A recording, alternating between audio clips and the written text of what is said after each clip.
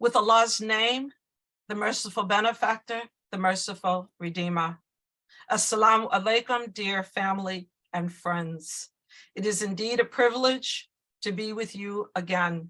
So let us begin in remembrance of Allah. Imam Faheem, could you please open us in prayer? Take yourself off mute.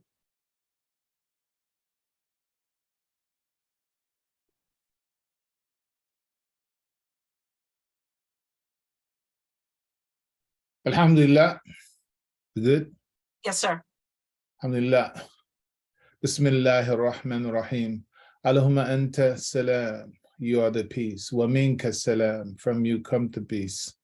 Tabarakta ya zul jalali wal ikram. Blessed are you, Lord of majesty and honor.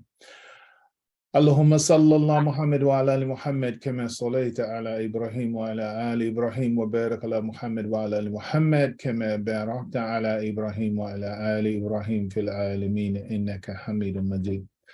Oh Allah, bless Muhammad and the followers of Muhammad, and bless the followers of as you did bless the followers of Abraham, and bless us to live that life, and bless us to carry out the lives that we should live as Muslims under your guidance, and bless us this day and forgive us our errors and our shortcomings. We beg your aid and assistance in all things. Ameen. Ameen.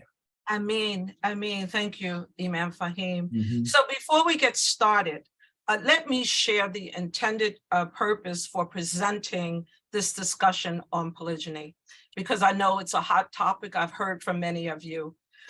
It is purely to educate from the Qur'an, the Sunnah of Prophet Muhammad, peace be upon him, and the law in the United States of America. Our speakers are Imam Faheem, who needs no introduction. He is known and respected for his Islamic scholar. And I'll go to Imam for marriage. We also have attorney Aisha Rahman. I first met Aisha and began working with her approximately 10 years ago when she served as KARAMAH's executive director. It's an organization of Muslim lawyers for human rights. She now resides in Atlanta, where she has opened her private practice and attends the Masjid there. She is our community member. Many of you may know that Rama Abdul Alim is the sitting executive director of KARAMAH, and she is vacationing with her family. So welcome, Imam Faheem, and welcome, attorney Aisha. We are honored to have you. The format today is a Q&A, and for our listening audience, if you have any questions, please place them in the chat box. So before we begin, we need to first understand the terms, the definitions of these terms. So, attorney Aisha, can you briefly give us the legal definition of polygyny and polygamy? Bismillahirrahmanirrahim. Assalamu alaikum, everyone. I didn't hear anyone from Atlanta, and I was getting a little sad about that, but hopefully there's someone here from Atlanta.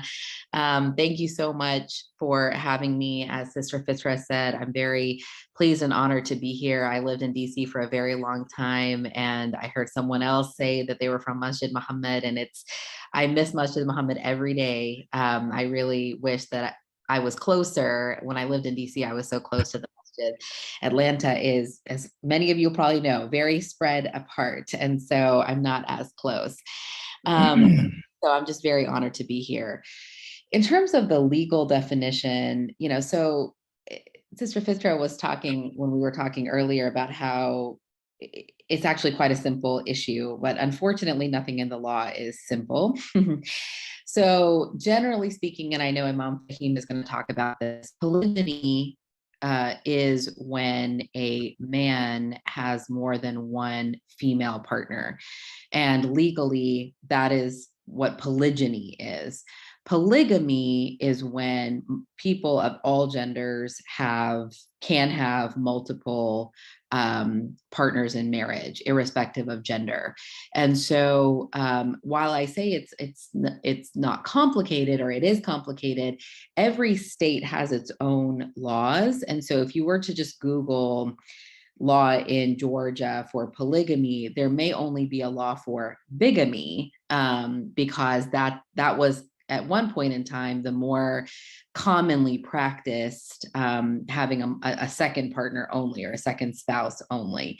So there may not be a legal definition in your state of polygamy versus polygyny. It may be just a bigamy law.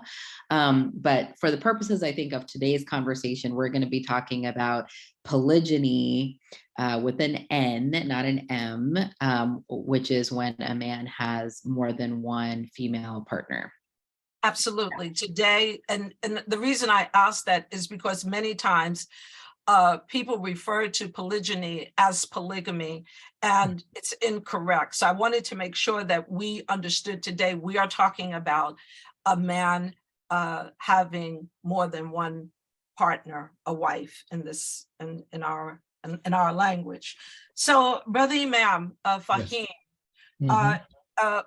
because I've heard so many different definitions, translations on that ayat that refers to polygyny in the Quran, could you please first of all clarify what is the correct translation that refers to polygyny, and is polygamy in the Quran?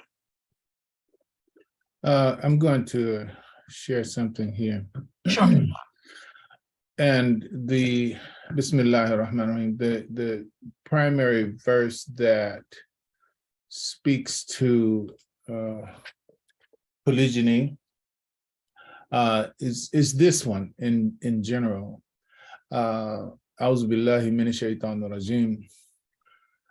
Wa in khiftum ila tukhsitu fi yatima fankihu ma ta'aba lakum min an-nisa'i مثنى وثلاثة وربع فإن خفتم إلا تعدلوا فواحدة أو ما ملكت أيمانكم ذلك أدنى إلى تعولوا. صدق الله العظيم. Now, when you I can't claim and I know you Fitrah, you have to do your job and you're doing it well, alhamdulillah. But to say the correct translation, there are going to be many translations, and translations are interpretations. There are, technical, textual definitions, but even definitions themselves in reality only hints, but I'm not going to stay on that. I'm just going to walk through this, but I just wanted to be clear that I'm not, whatever it is that I'm saying, I'm not saying that this is the correct definition, i.e.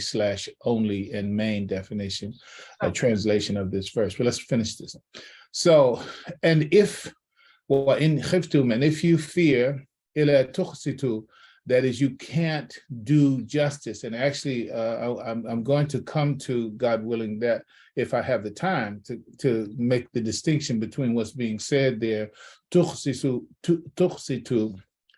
fil yatima, that is between or for or with or to the orphans, fankihu, then marry.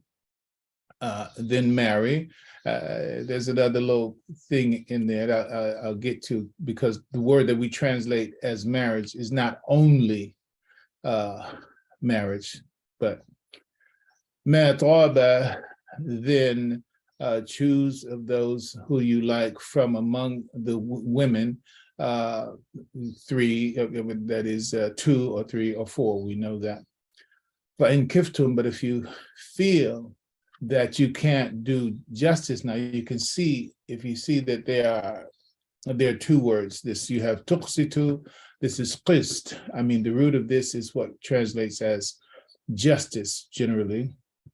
And this adl, and this is talking about fairness. And there's a distinction between 3 terms that inshallah I'll bring up on the next on the next page. It says, if you're unable to treat them with justice, then marry only one. That is, if you can't distribute in the appropriate way all that should be distributed in a marriage between more than one, then it's better that it be for one or those whom your right hand possess. And I know people would oftentimes prefer a long discussion, conversation, clarification on, well, what is the right hand possess? But in this context, the short, quick version is it's basically women who have come into slavery, because slavery was, you can call it the order of the day just for the sake of brevity. Slavery was not uncommon. It was that was what was going on. Also, women who had come into a man's charge, quote unquote, by virtue, parenthetically, vice of war. And so therefore they are right hand possessed in that regard. But on one level, the reality is that she would become halal to him under those circumstances. But the invitation is to actually make her a wife, not just to have sexual access to her because of her dependency. But that was a part of the feature of the time. And at this moment, Allah is saying, this is better for you than to be unjust to a multiplicity of wives. ذَلِكَ أَدْنَى إِلَى تَعُولُوا. He said, this is better for you that you avoid injustice. This note from Maududi is very, very helpful in this. He's reporting a hadith or reporting the understanding of the scholars in this area. Sa'id ibn Jubair and Qatada and some other commentators say that while the Arabs of the Jahiliyyah period did not approve of subjecting orphans to wrong, they had no concept of justice and equity with regard to women. That there's a strangeness that we have to get into the consciousness of the Jahil Arab at the time. People who can have, it's not right to be unjust to orphans. This is Allah knows, but I'm just saying this is one of the reasons why Allah brought that up first. It's like treat the orphans justly, because they already had in their idea, in their mind and in their culture, no, you can't abuse or misuse orphans, even though they were doing it. But the point is that in the context of that and marriage and women, they had no problem. Even they had no concept of justice and equity with regard to women. I mean, sort of like, what kind of cognitive dissonance was in their heads at that time. Finishing this, they married as many women as they wanted and then subjected them to injustice and oppression. It is in this context that people are told that if they fear perpetuating wrongs on orphans, they ought to be equally worried about perpetuating them on women. In the first place, they should never marry more than 4, and of those 4, they should marry only as many as they can treat fairly. I'll step away from my comment there, but I do need to go back to the top. The Holy Qur'an has declared polygyny as halal. That's obviously important. It is only qualified by a recommendation. That is, Allah said it's halal, it's permitted. It's not commanded, it's not ordered. He said you can do it, right? It's only qualified by a recommendation to the man not to do so if he fears his own inability to not be prejudicial or biased. Therefore, it is open and it's permitted to be engaged in, and it is for the males and the females. There are benefits on both sides of the male and the female. There's good potential on both sides, male and female. Though reflexively, we have a tendency to often first see it as though it is a privilege for men. Let me go to this this issue of definition here, and I'll be finished with this comment, inshallah. So these words are very important words to understand how we are to behave in the presence of in marriage, and in answer to this question. The Qur'an mentions polygyny only once explicitly, and that's the verse we just read, and advises against it if you fear you will not be able to deal justly with orphans. Inside that verse, you have two words, qist and adl is in there. In other areas, when it comes to marriage, ma'ruf also comes up, and it's a major term in our life. I'm going to go ahead, for the sake of time, I'm going to cut to the bottom of the ma'ruf. Essentially focuses on positively proactive, being positively proactive towards others. So ma'ruf is to act that way. So adl is to not be prejudicial or biased. So it says, if you don't think you cannot be prejudicial or biased, then that's God is saying, well, then you should do something else. You should not take in more than one wife because you can't do adl. The qist relates to the orphans, and it's a longer conversation that we're not going to have right now, but if time permits and circumstances invite, we will come back to it. But the issue of qist is the issue of judging and acting equitably with respect to the rights and the interest of all parties. So that means it really is much more material in terms of the distribution of property and the treatment of wealth and fairness in terms of respecting everybody's interest involved with it. So God is saying, if you can't be equitable, judging properly, we have an attorney on the panel, so the role that the judge is supposed to play in making that decision is qist. So for us, as husbands, let's say, as an example, then we are to make sure that everybody's interest is respected and everybody's rights in a matter are given due regard, and the pie is cut up the way the pie is supposed to be cut up. That's a big part of it, and no doubt that's going to come back again. So I'll step back out for this. Yes, we will come back to this because we do need to know more about the criteria and the circumstances. But Aisha, Attorney Aisha, let me ask you this. Is polygyny legal in any part of the United States? I mean, I already know the answer, but I want you to address it because I want to ask the second part of it. And can you be charged with a crime? Polygyny is not legal in any state. Yes, you can be charged with a crime. So it really depends. Again, as I said in my initial opening comments, every state is different, and every state criminalizes polygyny in different ways. So in some states, it's considered a felony, and there's a $10,000 fine and potential imprisonment. In states like Utah, for example, which we can certainly talk about later, it's a smaller fine. It's $750, and there's not as much imprisonment. In my experience, just anecdotally, having been practicing law for a while now, it's not if people find out about it, like all these TV shows that are coming out with having multiple spouses, that's when the authorities are sort of pushed to investigate it. But in general, I haven't heard, and I hope I don't, but I haven't heard of, police coming into Muslim communities, for example, necessarily to seek it out.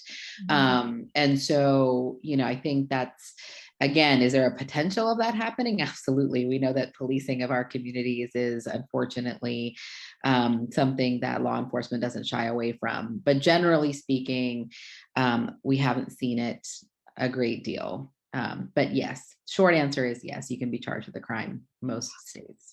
Yeah, but I want to establish whether it's legal in the land because I once heard a policeman tell someone when they were charging him, coming to arrest him. And he said, but a lot of people do this. And the policeman responded to him by saying, yeah, but we're not after them. We're after you. And so now we're going to use this against you. Sure. So let me follow that up with the question of, we know that there are rare cases when polygyny is recognized, though it's not legal. What are some of the circumstances that make it recognizable, and what proof is required to establish it? Sure. So again, it's a longer conversation, but when you say recognized, there's a lot of people, even the term recognized, but recognized by whom, for example. So I think that in Georgia, I'll give Georgia as an example. In Georgia, once upon a time, there was what was considered common law marriage. That has gone away now. But there was at a time common law marriage, and an Islamic marriage ceremony, as long as it was officiated by an officiant, et cetera, was considered marriage. There didn't need to be a legal registration of that marriage. There didn't need to be any court documents. A nikah or a kitab, the marriage document that we get from our mosques and other community organizations, was sufficient, even witnessing. So even if there wasn't a legal document, someone who says, I was present at the marriage ceremony of Aisha Rahman, would have been sufficient to establish that there was a marriage. But again, just speaking about Georgia, that has gone away. And so now there is this sort of requirement of a legal registration of the marriage. So it really depends on, when you say the word recognized, who are we talking about it being, who recognizing the marriage? Because of course in Islam, and I know Imam Faheem will talk about this, one of the things that is required in our faith, and I think, again, there's some dispute about this, is the pronouncement of the marriage. So not just you are married, but there's, we sometimes call it ishar, like there is Aisha is married to so-and-so, and it's publicly known. And I think so that recognized term, I think is really a technical one to say recognized by the community, certainly, but recognized by a legal official, no. I mean, in most states, I think what's going to happen is, if you are not the first spouse in a document or established, and we can definitely talk about taxes and all these other ways of establishing marriage that have come up in polygyny cases that I've seen and I've worked on. But if a judge is recognizing it, they're only going to recognize that first in time, legal, documented, certified marriage. So, Brother Imam Faheem, what kind of documents are required?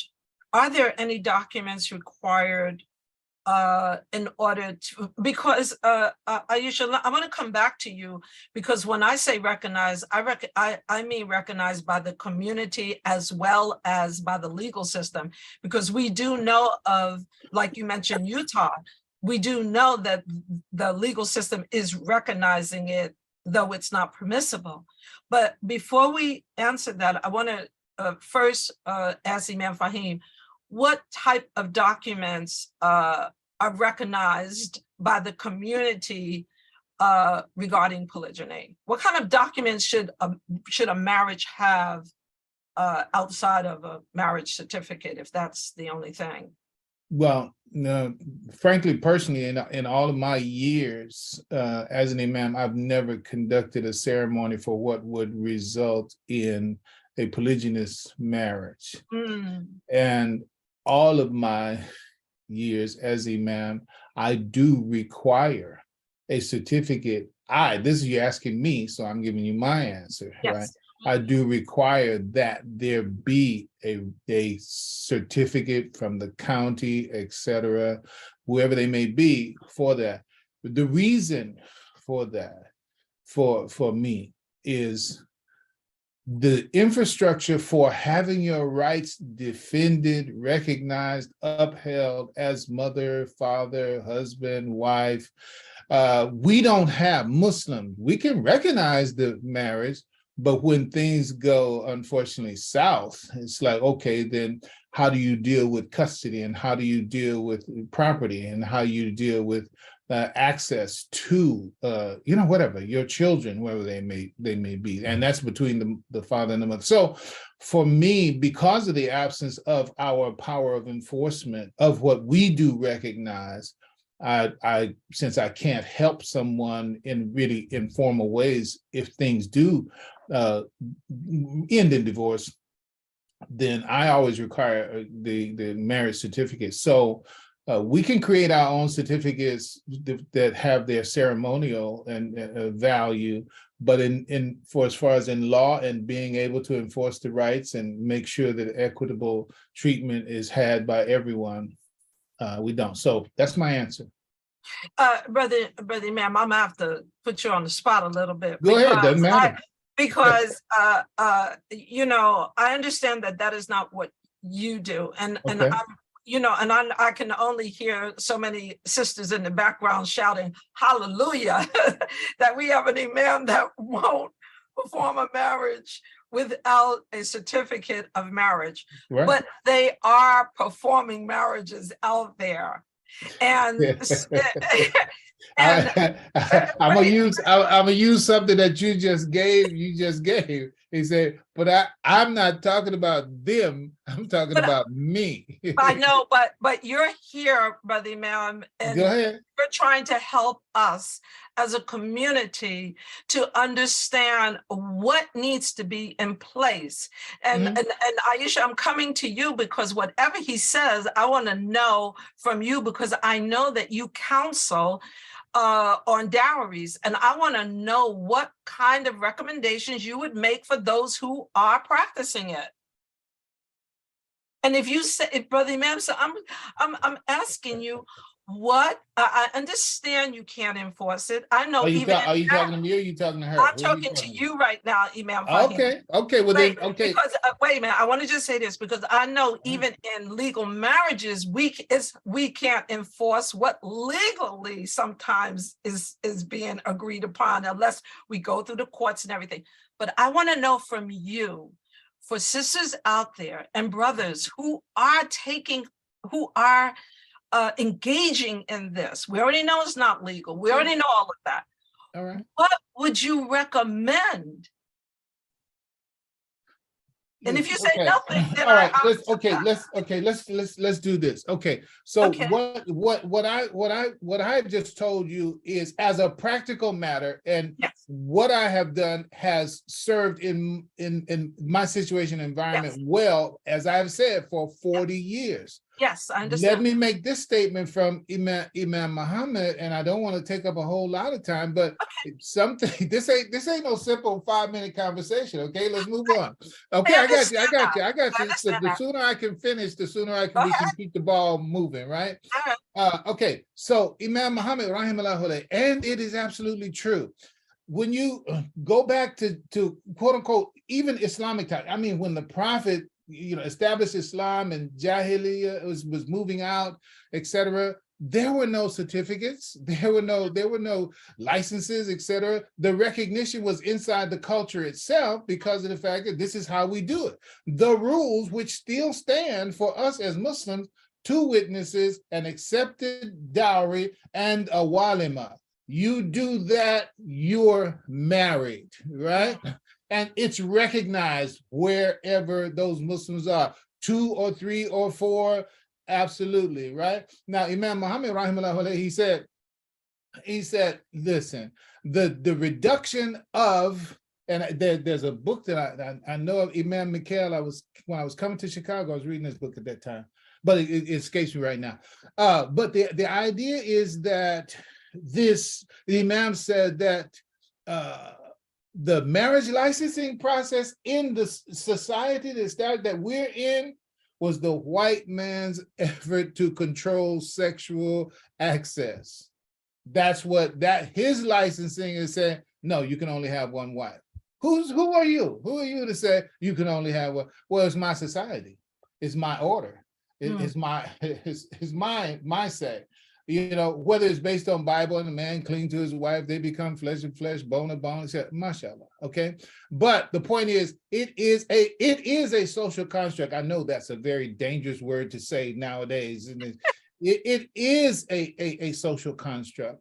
And in consequence of that, so for as far as Muslims are concerned, even when you look at the literacy, the people of the Jahiliyyah period, their very name is ignorance, but it's youthful ignorance that you can be taught out of that kind of ignorance.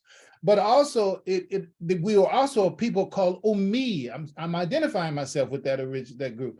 Ummi, unlettered. The Prophet himself was unlettered. So who's going to be going around getting contracts in order to be married? No, we weren't in fact, the people of Badr, y'all know the rest of the story. People of Badr who were fighting against the Muslims, one of the ways that they could be ransomed is that they teach 10 people how to read and write. All right. So it's not, so that's not the case. Now, so this is one of the critical things that those who quote unquote practice it, and because you got a whole lot of YouTube videos and et cetera, people talking about the abuses of it, et cetera, because the full context of what polygyny is under and from God as revelation, that's not what's being practiced, right? When we have these kinds of problems. If we would practice it the way, both males and females, if we would practice it the way that Allah has ordered it, it's going to be peace. It's going to be pleasant. It's going to be conducive to the development of that. But you have to know, I see one of the things I haven't talked about, but the idea, I need to back out because I don't want to keep taking up a lot of time. But the idea is that there's a context for how the right thing to do, way to do it as a revelation from Allah.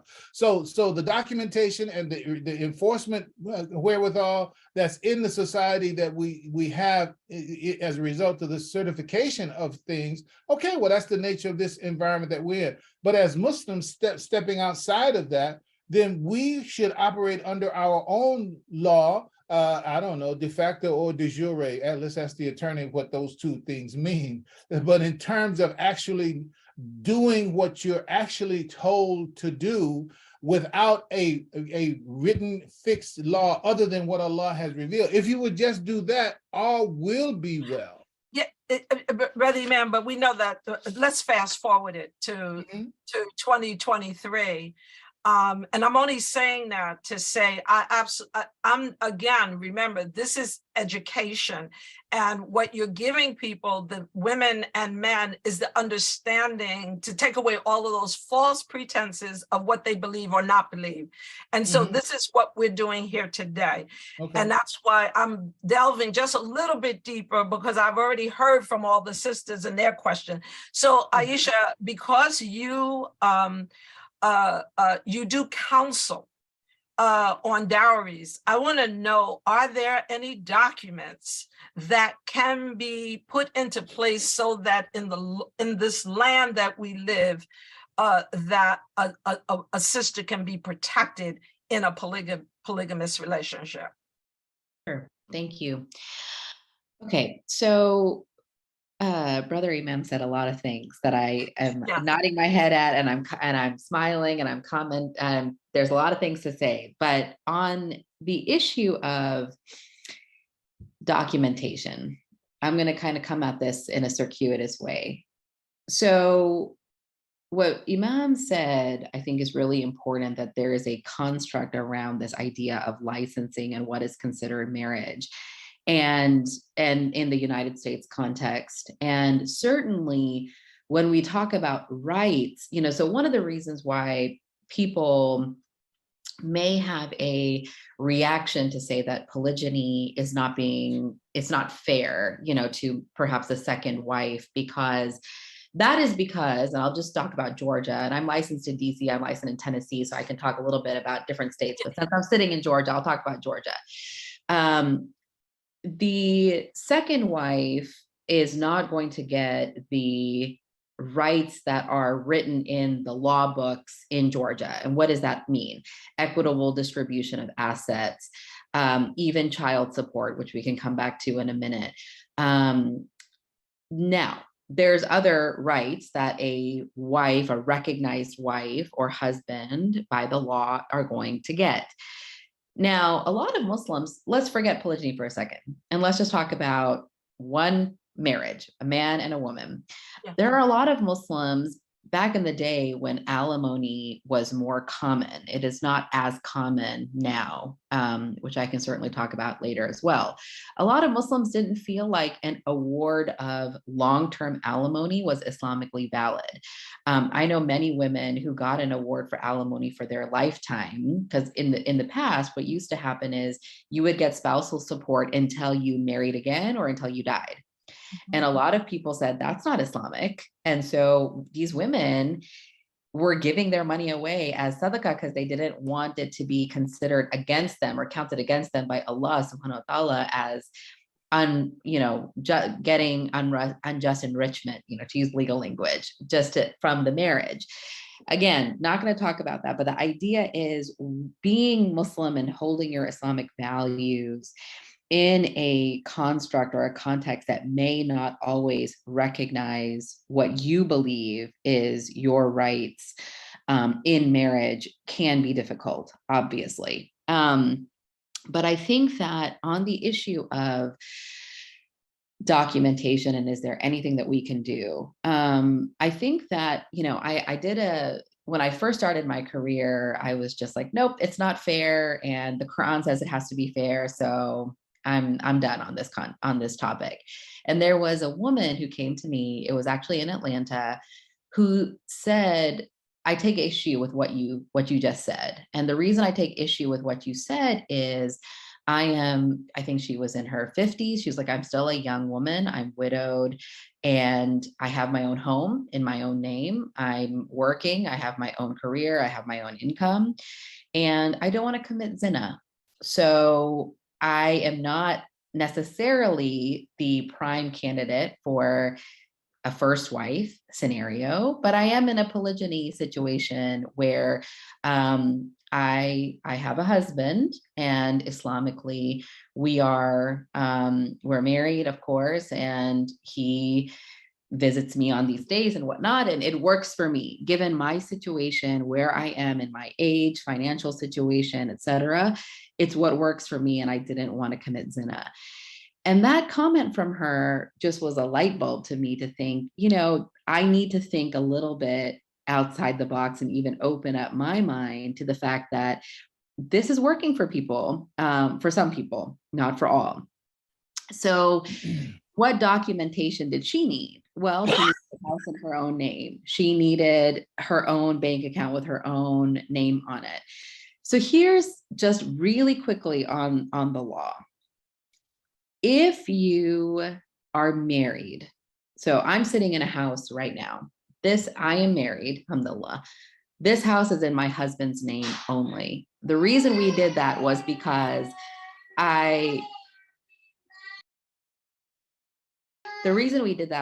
sorry, my child is saying, Mommy, I think she just discovered that I'm here. I apologize.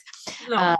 The reason why background music, it's good. The public, we did not want my address to be known publicly. And you can pull records at the deeds office. But I know I'm protected because in Georgia, it doesn't matter whose name is on the house. If I'm married and it was bought during the marriage, it's at least half mine. Okay. It doesn't have my name on it. Okay. And that is a quote unquote benefit that a second spouse is not going to get. So if my husband were to take a second wife, she would not have access to this house because legally in Georgia, she's not recognized as a spouse, even if she put money towards it. I don't know. Like there are scenarios where people are having multiple people live in the same house.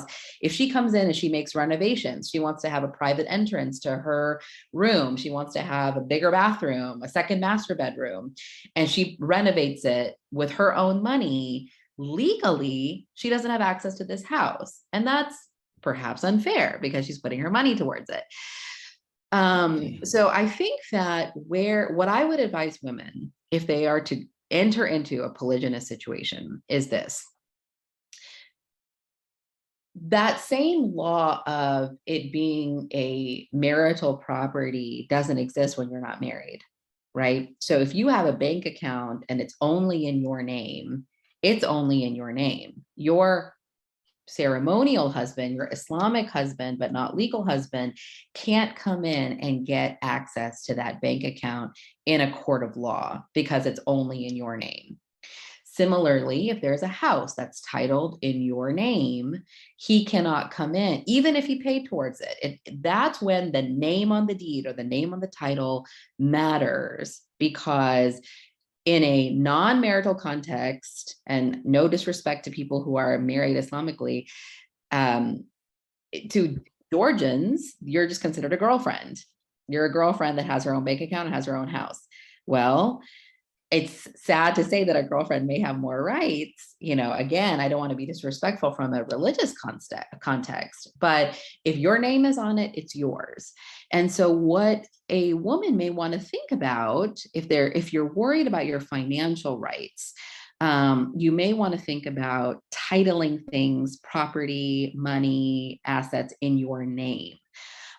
You also can write a contract, a simple contract, not a marriage contract, but just a contract that says, here are the things that you have agreed to give me. You're going to agree to give me a lump sum of this. You're going to agree to this. And it's a notarized document.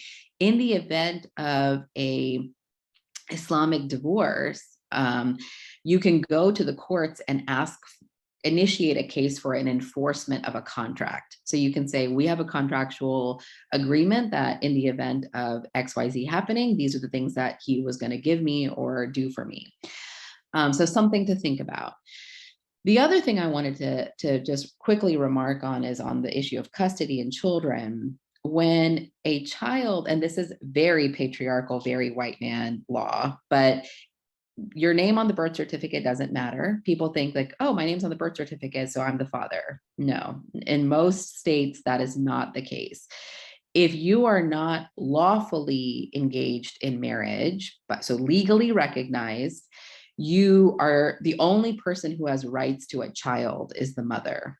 So what's going to happen is you need brothers that are on the phone call need to know that you're looking at, if there's a breakup situation, you're going to need to establish paternity, which is a legal case. Now, establishing paternity is quite simple, or it could be quite complicated. If the mother says, yes, he is the father, she goes to the court and says, yes, he's the father, done. Case is over. It takes 2 minutes. And I've seen that happen, and it happens a lot.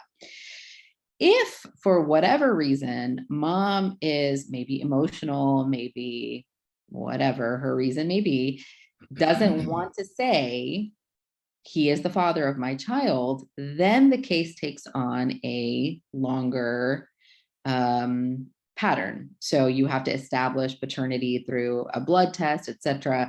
And only then would you be obligated to pay child support.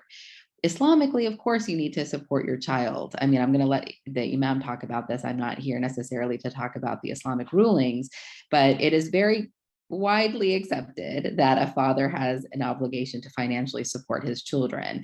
So this is where you're kind of doing this dance between Islamic rights and the law and the law in the United States. But documentation wise, I just wanted to bring up that birth certificate issue because a lot of people feel that is sufficient, and it's not. Brother Imam, this is a question that comes up all the time, and it is, does the first wife have to approve of her husband taking additional wives in order for the brother to have another wife? No. What did you say? Yeah. No, no. So I'm loving what Aisha is doing in context of, okay, this is what the legal is. Okay, I'm gonna stay over here in my yard, which is, the Qur'an and Sunnah to the extent that I know it. Yes. And there is no precedent for that as a requirement. No. All right. But there's another angle. I want to turn this telescope around and look at this thing from a another dimension. I'm gonna not look at my notes, even though I have matter in the.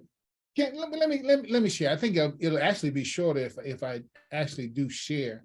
Then I won't have to elaborate so much. Please go ahead. All right. So yeah, here, okay, right here. So we're talking about equity, right? We're talking about equity, literally and figuratively, that is abstractly and concretely. You know, equity in property, equity in terms of what I have a quote unquote a right to, and the like, and respecting the mutual rights that we have in the marital relationship. There seems to be a tacit assumption that, like, men don't have anything to answer for in this situation. Okay, what should a woman do in this case? And what should a woman do? Okay, wait. What should a man do in relationship to this? It's sort of like, oh, I ain't got a lot to think about. I just got to decide, how many I want, which one I want. And no, not if you're talking about being a Muslim and in service to Allah subhanahu wa ta'ala and engaging in that process that he's made halal for you. There's certain assumptions that have been made about how that's to be engaged in by the man. And I want to just give a little clarification. What is the primary design of marriage from Allah for the nature of men and women? I'm only going to read a translation of it. I don't want to, I'm not trying to get in all the technical details for the sake of time as well. أعوذ بالله من الشيطان الرجيم. الرجال قوامون على النساء بما فضل الله بعضهم على بعض وبما أنفقوا من أموالهم فالصالحات قانتات حافظات للغيب بما حفظ الله. Okay, Sadaqallahu al-Azim. Quick expression of it. Men are the protectors and maintainers of women because Allah has made one of them to excel the other in strength, and because they spend out of their possessions to support them. In respect of this, righteous women are devoutly obedient to Allah and guard the rights of the husband in their absence under Allah's protection. So the Quran tells us that the adult males, here we're now talking about just the fundamental responsibility. This is not the broad, it's not, I do this, I'm done. No, this is the foundation. Adult males are expected to guarantee food, clothing, shelter for themselves, their dependent children, and the adult females in the family. This verse also addresses the fundamental expectation of the female in a marriage. So everybody has rights and obligations inside of marriage. And this verse, just reading as just monogamy, reading as just as one. Okay, so when we start talking about well, see, that's something else. I don't want to go into all this. What I will say, without going to that, maybe if we come back to that. What I'm saying is this: a part of that equity, Aisha talked about, if the woman wanted to add room to the house, except the man is supposed to have two houses. He's supposed the same house that Aisha, pray I got it right. The same house that Aisha has. Okay, wife number two, equity says she's supposed to have the same thing. You can't have one living in a trailer home, a mobile home, a camper, and the other is living in a penthouse. No. If you're going to have two wives, you got to have two setups for two women that is equal. And that's also the other side. That's also the other side of it. The other side of it is just the reasoning behind the whole issue of approval. If wife number one has to approve wife number two, then if wife number two comes in, well, who's the boss? In terms of, oh, okay, I'm the primary wife, you're the secondary wife. No, you're supposed to be equal. It's not like you sub wives are not equal to. Now, even though that's going to tacitly happen in some way. I've been with him longer than you've been with him. You just came in here and you just so and so and so and so.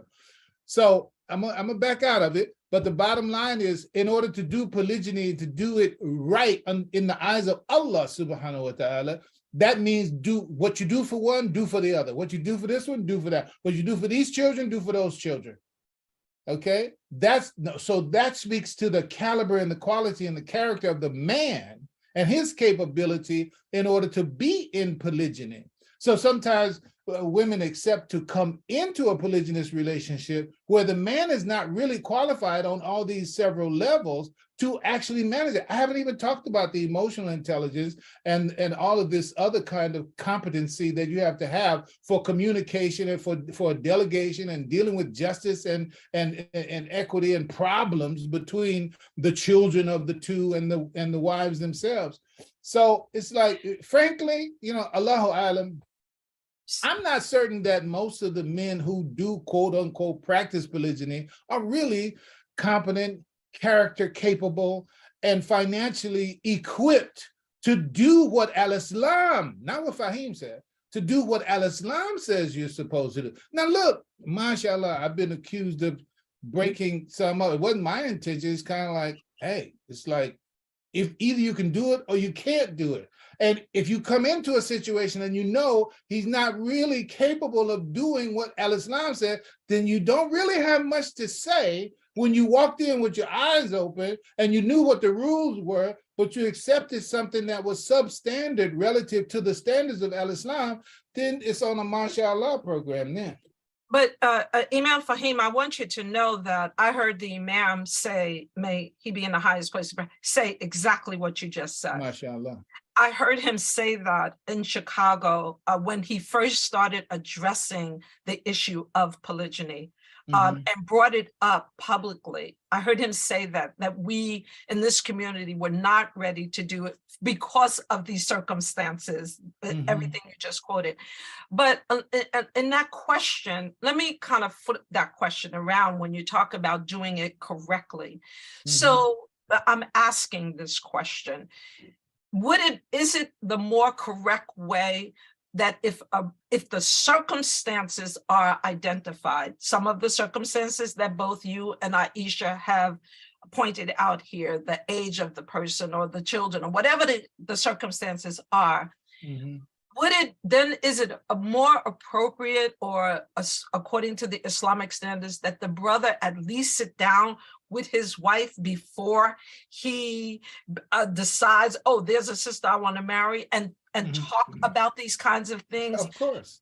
And so then in answering that question, she really does, they together begin to, if that's possible. Yeah, absolutely. Yeah. I know of a marriage, at least one, where the first wife, no, I know two now, they're coming to mind, where the first wife was inviting particular women to the husband because of what they knew about their own personal situation, and that she invited that, and it was accepted by the husband and the wife of the second wife, and the second wife accepted to come into that arrangement. Even when we talk about ma'ruf, right? Ma'ruf is talking about, isn't it better? Doesn't it make more sense? Isn't it more useful? Isn't it more excellent to, let's talk about this. This is what may happen. This is what I'm considering. It's just, it makes good sense, because after that, absent that, it's going to be destructive emotionally to the existing structure. So it's like, here's a saying, it's not a hadith, but it's a useful saying, I believe, that monogamy is food and polygyny is medicine. Monogamy is food and polygyny is medicine. So it's like polygyny is designed to protect from certain ills, both inside especially inside the society, but also inside the individuals themselves, right? And so you could talk about the urges and impulses. You could speak about it that way, but a lot of things. I have to say this because this is the forum to say it. Many men, myself, I know the word for women hating, I believe, is misogyny.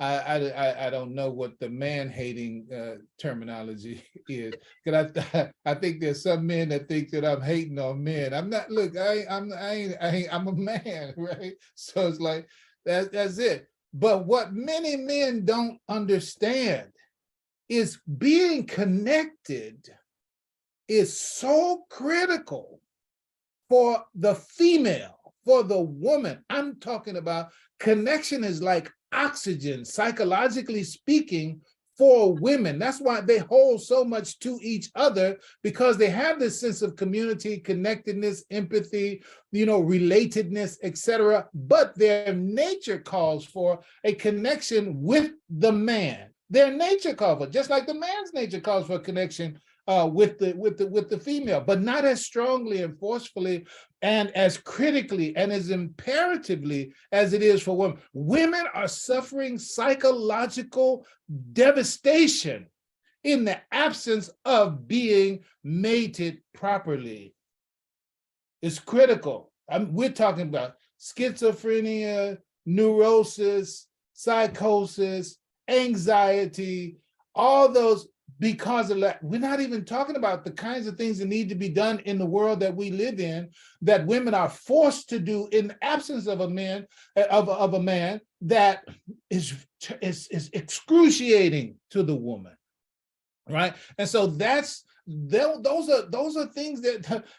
So polygyny becomes a situation where it's like, women need to be saved from those type of circumstances, and it becomes thereby an obligation on the part of men as a curative aspect for a society suffering from those kinds of absences. But Allah is saying, but if you don't think you can do it justly, if you don't think you can be fair, if you don't think you can be equitable, then stay where you are, right? Just one, all right? I'll back out of it.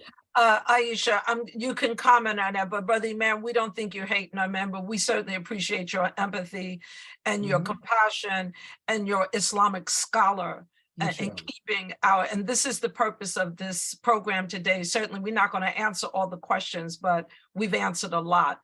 Aisha, please, I see you, you want to make a comment where that's concerned, because you counsel women, so you know the devastation.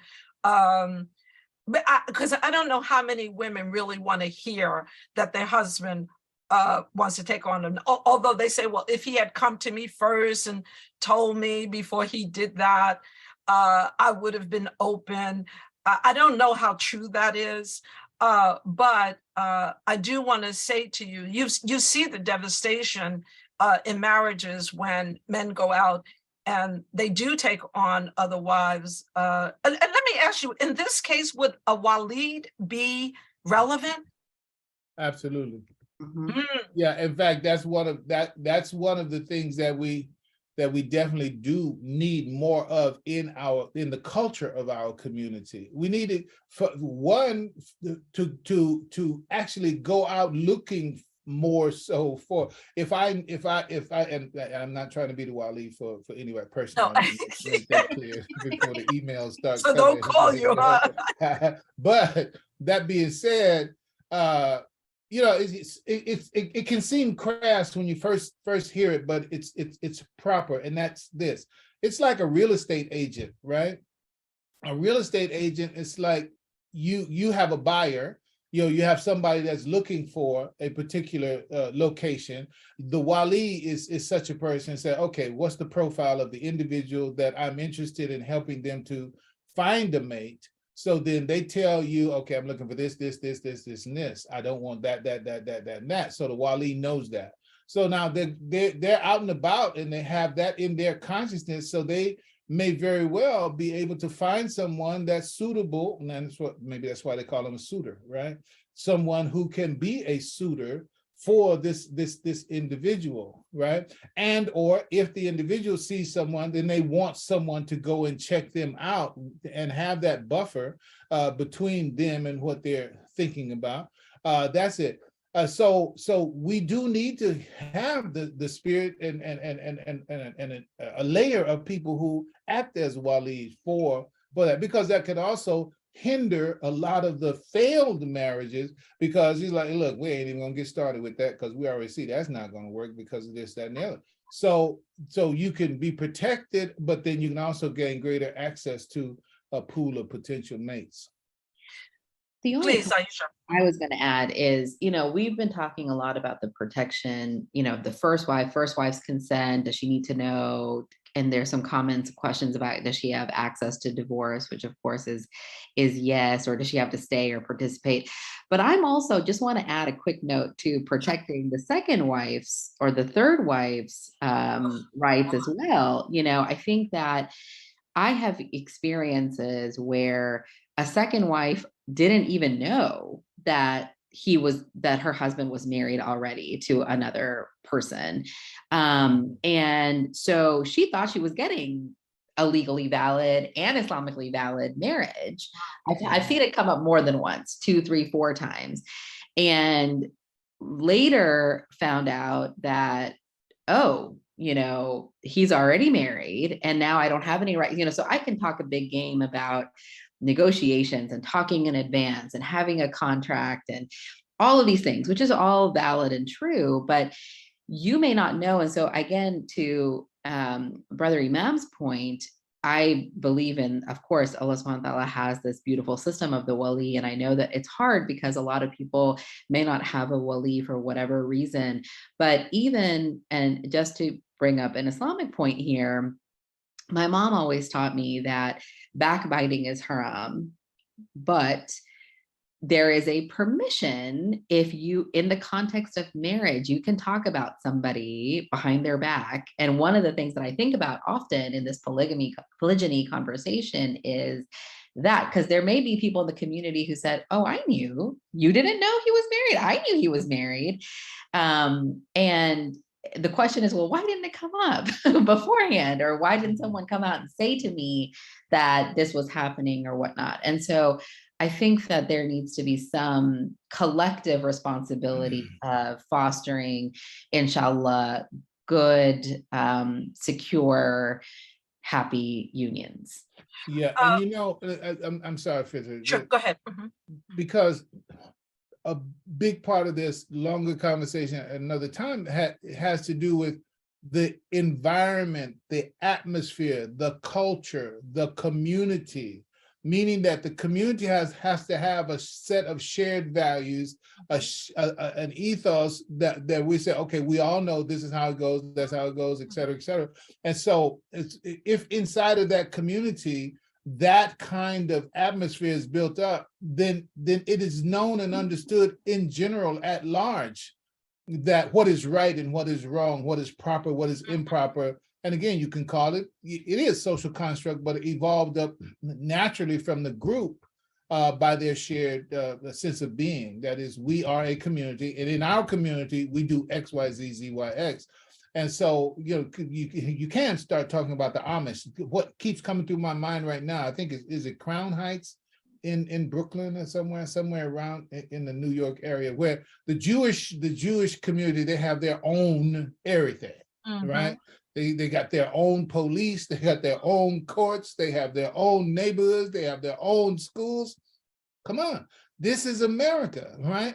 So as far as Muslims are concerned, it's getting to that place where وَلْتَكُمْ مِنْكُمْ ummah, where we have to have ummah, because most of these other things that are not quite in line with al-Islam is because they are being born and carried out outside of a context of true Islamic community / ummah, which is, we're not there yet, but then it's also should help us to understand why things sometimes don't arrive at the destiny and the hope that we long for. Doesn't mean that we have to give up on it, but it just means that we have to continue to construct ourselves in a way that's more conducive to the realization of our ideals. That's the work, right? And we're just trying to solve problems that are arising from an incomplete ummah. That's what we're experiencing. But Brother Imam, I mean, and it's these kinds of discussions that let us know, that reinforce that concept of community life, those shared values, that the only way that we, this is the way to have a healthy community life is to have shared values. Absolutely. and to have these discussions. So we've come to the end. So Aisha, we need to know how. There are those out there that are asking. I'm looking at the questions, you know, almost every question on here you've answered. both of you. And so, but people would like to know, Aisha, how to get in touch with you. They're not going to be calling you Imam Faheem because you already said you're not going to be their Waleed, but they do want to know if you would share, if you would send me your PowerPoint that I can put it in the Study Al-Islam newsletter, and if you would maybe come back or hold your own in your own discussions, discuss your PowerPoint. Is it possible you could share your PowerPoint with us? Well, the PowerPoint actually was really just my notes in the form of a PowerPoint. So it's not really a formal PowerPoint presentation. It was just like a pool of information I'll pull from as I did during the course of this conversation. So the answer is not that one. I'm not going to send that one out right now, just because it's not ready for prime time. It's, you know, if I'm there with the leash on it, I'm good. But if I turn it loose without it, it could be a problem. So I think to summarize all of this, the reality is that we need to make sure that our actions are in accord with the Qur'an and the Sunnah of Muhammad, peace be upon him. And that way we are protected from everything else. Both men and women. Would you both agree with that summary? Absolutely. Or would you like to give another summary? Absolutely. No, I mean, the religion is perfect. I would invite people, go back and look at the context in which the verse was revealed, when it was revealed. I'm talking about the cultural circumstances. You know what I'm saying? There are many people who are crossing borders in very difficult, challenging, dangerous ways to get into America. You know, and we have our complaints about America, but we ain't trying to run out of here. You know what I'm saying? It's like, yeah, you know, I'll stay, but I don't like this, I don't like that, I don't like this. But the people who are running here, trying to get across the border, say whatever's going on here is better than what's going on where I'm leaving, right? Okay, so in the context of polygyny, as the Prophet ﷺ modeled it, you need to look at the condition of women and the condition of marriages and the types of marriages and the types of condition that Allah subhanahu wa ta'ala addressed when he said, look, stop this and do that. And that was the evolution. And the Prophet himself was simply trying to reconstruct an uncivilized, uncouth, savage people who were burying their women, their children alive, their babies alive. But I need to say no more about that. These people were just coming into human civilizational form. So we need to think about it in that context. I know there's more details that's required, but polygyny lived in the way that Allah subhanahu wa ta'ala has revealed it and ordered under the historical circumstances in which it was defined. It's like, it's good and it's perfect and it's right. And it would be even better with us because we are, quote unquote, in a measure, more civilized even than they were when it was prescribed. So how much better would we be able to implement it in the 21st century if we would but do what Allah has ordered? We have so many more comforts, resources, history behind us, intelligence. So it's like, you just got to live it that way rather than approach it in an uncivilized way. Aisha, please, any last minute comments? And could you put in the chat box how you can be reached, where your practice is in Atlanta, Georgia? Aisha, I know that you have counseled many. I mean, dowries are a whole nother thing, even between the marriages, and we haven't even discussed that, but I do know that you have counseled many of our young sisters when they're getting married on dowries. And I think that's could you just quickly, briefly talk about that? Mm-hmm. Yeah, I provided my email address. So if anyone needs to reach me, just scroll up, you'll see it in the comments. I'm happy to help in any way that I can. Of course, the issue of the mahar is also complicated. And I echo Brother Imam's comments that we need to have a larger conversation, perhaps, like maybe a lot of folks are asking for part 2, and I would love for him to comment on, there's a whole litany, and KARAMAH does a lot of work on this, on financial rights of women that we haven't even touched. That's beyond just the mahar. So like Imam Ali, for example, or the anha, gave a gift at divorce. People don't talk about that. So when he divorced one of his wives, he gave of his own another financial sum to his soon-to-be ex-wife. And we never see that. I mean, I have been doing divorce now for 15 years, and I've never seen something like that happen. And so there's a lot in our heritage and in our history of really practicing Islam in a more full way that I hope we can talk about, certainly, and aspirationally get to. On the issue of the mahar is a gift, and it is a gift given at the time of the marriage. There are some communities that give two parts. So they'll give what's called a prompt mahar, an immediate one, and then a delayed. I've seen it in a lot of Arab communities, for example, to have this two parts. In South Asians, I'm Pakistani, it's not as common. The mahar is not seen as maintenance. So I think that that's really important. Another Imam in DC, Imam Majid, who is a wonderful Imam who I joked about this too. When I was getting married, I told him, there was a girlfriend of mine who, a woman, she was not even young. She had done this 20 years ago. She had negotiated that her mahar would be that her husband read an ayah of Qur'an every night. And Imam Majid jokingly said, well, that's beautiful, but no, Islamically, it's supposed to be financial, and there needs to be some money behind this, like whether it's a piece of jewelry or some money or something. And it was just a comical moment because so many people have different ideas around marriage and what they want, but it is a gift.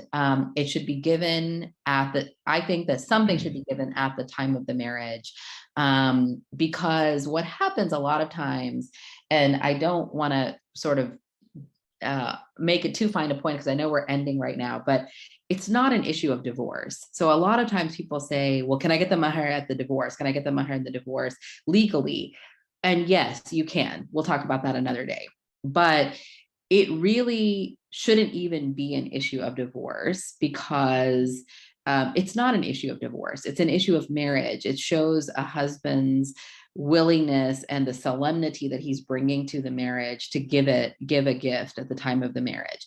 And then at the time of divorce, then comes the conversation of maintenance and iddah and child support and and so I would just say, ask for something that gives you financial security, because it may be all that you have at the end, especially in a polygyny situation. If that's all you have, what do you need to survive for 3 to 6 months, is what just to put too fine a point on it. But think about rent, food, clothes, medicine, etc.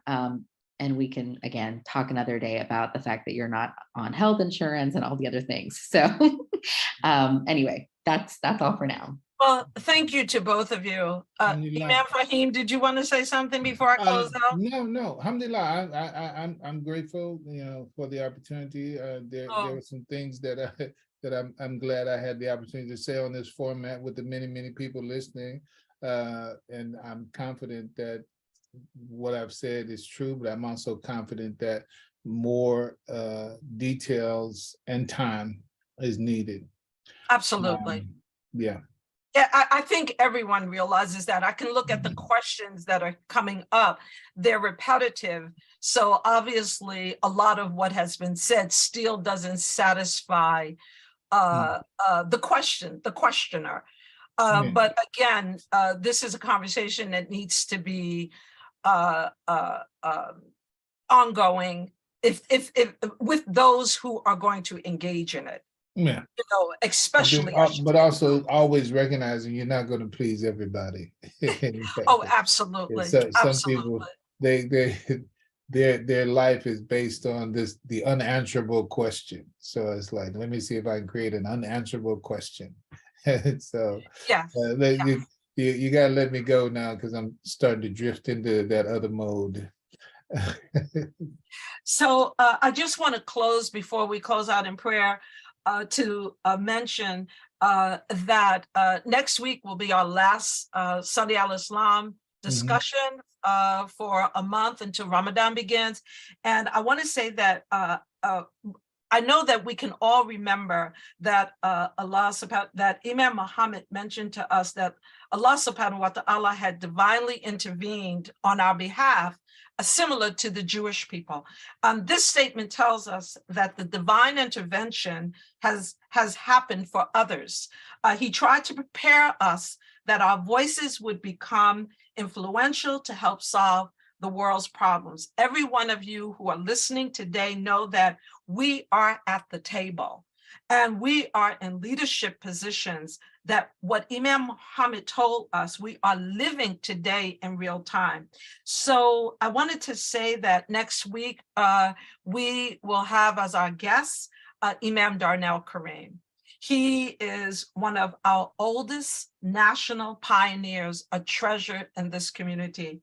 He has accepted to provide from the Qur'an what he believes is proof of this idea that Imam Muhammad shared, this vision that he shared, the responsibility and leadership that we have today. So until we meet again, remember Allah created in our nature, he inspires it and he guides us with the ability to know justice and truth, to feel kindness, mercy,